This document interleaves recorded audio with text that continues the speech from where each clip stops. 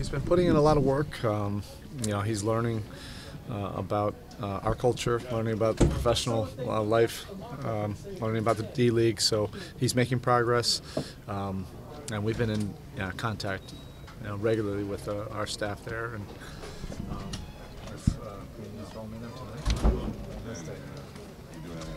Eric Tyler again, please. Yeah. Okay. Thank you. You talk about Kelly Olynyk. Has his role changed at all from what he was doing with the Celtics? Are you using him the same way or changing with him? Largely similar, but obviously there's different nuances with a different organization. But a lot of the things that he did here, we liked, and his skill level, his shooting ability, his versatility, these things that we thought would fit well with us and our system, our players, and it's proven to be that. He's been very impactful this year. He's played off the bench. He's starting now, but we're very grateful to have him. What have you thought of Jordan? Like him. We've liked him before we had him. He does a lot of things that we like. His ability to block shots, rebound. He's been very diligent with his work behind the scenes. So for the first few weeks, he wasn't playing, and then all of a sudden, invariably, like it happens to every team during the season, you have injuries, you have things you can't control, and boom, your number is called. He was prepared for that opportunity, and he's played well the last handful of games. But it speaks to his character, his work ethic behind the scenes, of being in great shape and preparing and spending a lot of time with Coach Howard, improving his game and being ready. Eric, when you're preparing for a player like Kyrie, what concerns you the most? I mean, obviously, we all know he can score even against great defense. But is there a couple of things that concern you the most about a player like that? You could have a long list, and that's what this league is built on. It's built on great players that present a ton of challenges. He's a great player. There's not really much he can't do on a basketball court. The way he handles the ball, the way he shoots, and in their system,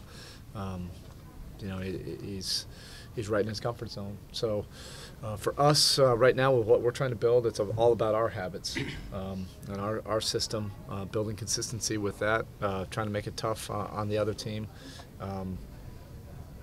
and regardless of his talent level, we have to bring it. We have to step up to the challenge.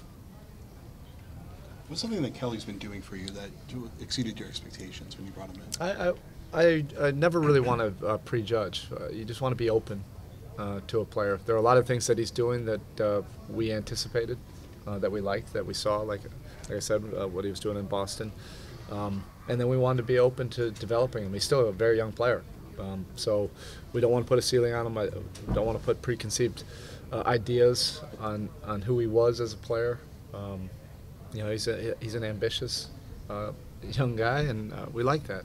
We don't want him to just settle in and be okay with who you are right now at 25 years old. So I've enjoyed having him in our organization. I've enjoyed getting to know him. He's a very good teammate.